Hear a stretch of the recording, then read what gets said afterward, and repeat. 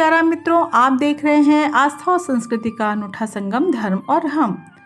बाबा की अहेत की कृपा प्राप्त प्रोफेसर सुधीर मुखर्जी, जिन्हें बाबा महाराज स्वयं दादा कहकर संबोधित करते थे, जिन्होंने बाबा के जीवन काल में स्वयं राम भक्त हनुमान की भूमिका निभाई, महाबली हनुमान के समक्ष ही सेवा भाव लिए दादा ने अपना संपूर्ण जीवन महाराज को समर्पित कर दिया और अपने जीवन की अंतिम बेला में वे स्वयं बाबामय हो गए थे, ऐसा कई भक्तों का मानना है।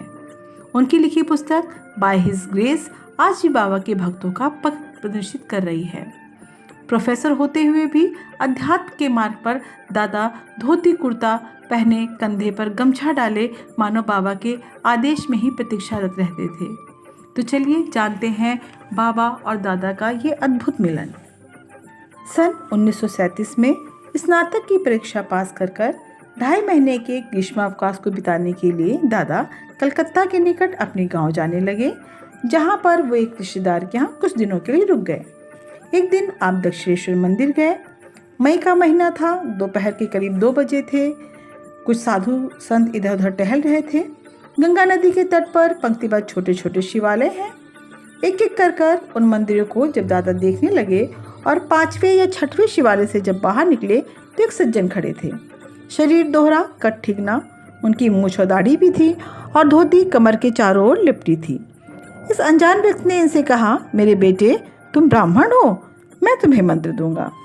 यह सुनकर दादा घबराए और कहने लगे, मैं मंत्र नहीं लूंगा, मेरे पास समय भी नहीं है और इन चीज़ों में विश्वास भी नहीं।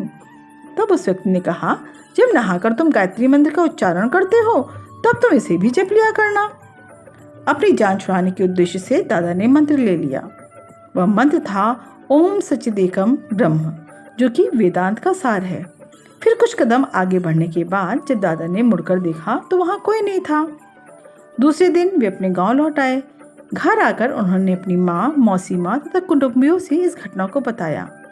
सब आश्चर्य में पड़ गए कि तुम कितने भाग्यशाली हो, इतने पवित्र स्थान पर तुम्हें मंत्र दिया गया है। ये सारी बातें यहीं पर समाप्त हो गई। विश्वविद्यालय की शिक्षा पूरी करने के बाद दादा ने शोध कार्य किया और फिर इलाहाबाद विश्वविद्यालय में प्रोफेसर के रूप में नियुक्त हो गए। दादा की धर्मपत्नी, जिन्हें सभी कमला दीदी कहा करते थे, राजकीय महिला प्रशिक्षण इलाहाबाद महाविद्यालय में पढ़ाती थी। उस समय ये लोग 147 कर्नलगंज इलाहाबाद में रहा करते थे।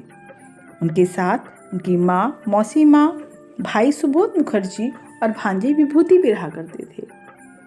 एक दिन 17 जून 1955 रविवार क्या दिन था। कमला दीदी, मौसी माँ तैयार होकर बाहर निकल रही थी कि दादा ने पूछा, आप लोग कहाँ जा रही हैं? मौसी माँ ने कहा, कोई बाबा आए हैं जो पास के मकान में रुके हैं, हम उनके दर्शनों के लिए जा रहे हैं। उसी समय प्रोफेसर साहब की मित्रमंडली भी बैठी हुई थी, जिसमें से उनके एक मित्र ने व्यंग्यात्मक ढंग से पूछा, क्या ऐसे बाबा हैं वो, क्या कुछ खाते पीते हैं?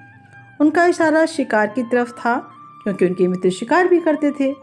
ये सुनकर माँ और मौसी ने कहा, साधु संत के लिए ऐसा नहीं कहना चाहिए। इसके बाद दीदी जितनी तेजी से गए थे उतनी तेजी से लोग वापस लौट आए। हुआ ये कि बाबा जी एक चारपाई पे लेटे थे। उन लोगों के जाते ही उन लोगों का नाम पूछा और कहा कि जाओ हम लोग। दीदी ने बताया कि हम लोग इतनी शीघ्र लौटने को तैयार नहीं थे, लेकिन बाबा ने इस बीच फिर कहा, कमला, तुम्हारे पति के बंगाली दोस्त आए हैं, जाओ और उन्हें चाय पिलाओ, मैं कल आऊँगा। सभी को बहुत आश्चर्य हुआ कि बाबा ये कैसे जान गए कि उनके पति के दोस्त घर में बैठे हैं।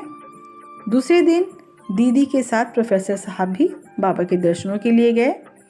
पूज्य बाबा जी तपाक से उठ गए। वे एक चद्दर उड़कर लेटे थे। वो प्रोफेसर साहब का हाथ पकड़कर उनके कंधों का सहारा लेते हुए उनके घर की तरफ तेजी से चल पड़े और घर में प्रवेश करते ही बोले, आज से मैं तुम्हारे संग ही रहूँगा। घर में घुसते ही बाबा ने प्रोफेसर साहब से पूछा, क्या तुम शिव भक्त हो? क्या तुम मंदिर जाते हो? तुम्हें तो मंत्र भी मिला है। उस समय प्रोफेसर साहब को दक्षिणेश्वर में मिले मंत्र की घटना विस्मृत सी हो गई थी। इस बात की याद उन्हें तब आई जब उनके छोटे भाई श्री सुबोध मुखर्जी ने याद दिलाया कि यही तो तुम्हारे गुरु हैं, इन्होंने ही तो तुमको मंत्र दिया था। इसके बाद दादा के जीवन में एक नया क्रम चालू हुआ, एक ऐसा सिलसिला जो आज तक चल रहा है। दादा के सूक्ष्म रूप को धारण करने के बाद भी फोर्ट चर्च लेन इलाहाबाद के रूप में। ये था दादा और बाबा का महामिलन। आपको ये संस्मरण कैसा लगा? बाबा से और देवराहा बाबा से जुड़ी संस्मरणों को जानने के लिए हमारे चैनल से जुड़े रहें। संस्मरण पसंद आया हो तो हमारे चैनल को लाइक करें और सब्सक्राइब करें।